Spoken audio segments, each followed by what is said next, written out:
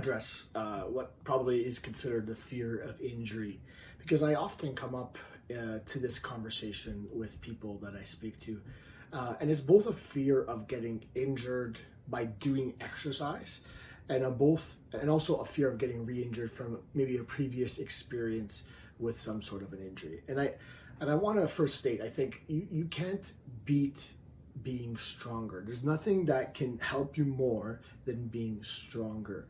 Start with strength. Start with strength is a term that's used a lot in the both rehabilitation space and the fitness space, because it is true. Like, the stronger you are, the more resilient you are. You're making what would be considered a bigger bucket of capacity for yourself if you're stronger.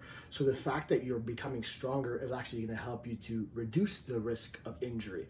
And sometimes it's like this lack of activity, then trying to do something and then injuring yourself, that is the issue. So maybe you're doing too much at once, and this often happens with the weekend warriors. Those people that are maybe playing hockey once a week, maybe going for runs just on weekends. And I don't want to discount the fact that they're doing something, because I think it's important that you need to be doing something whatever you can. You know, I've said that multiple times. But the point is that when you're going from not doing anything to going to play a full hockey game or trying to run 10 kilometers, that's a big change. That's like sitting and not doing anything to like one of the most intense opposites, right? So you want to find, even if you're going to do it on the weekends, maybe you want to be a little bit more balanced, or even more so trying to be doing something during the week. Weekend warriors aside, the point is that yes, you can get injured by doing certain exercise, and there's some that are more complicated than others.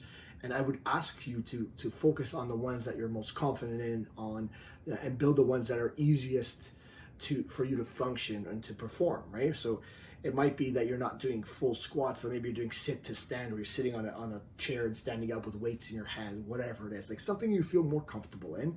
But it's a place to start, and you build up that strength, so at some point you're able to do the other one with a little bit more confidence.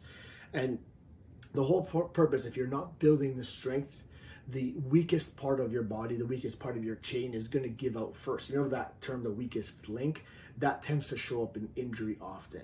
And in order for us to avoid that, we have to build up your capacity. We have to build up your strength. So is there a valid fear of getting injured? Sure, but that's only if you're going too intensely, too quickly, if you're doing the wrong form.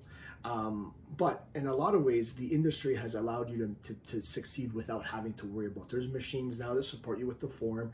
There's ways to make exercises more challenging or less challenging. There's people like myself and the coaches in Insight Coaching and other coaches around the world that will support you in getting to your goal.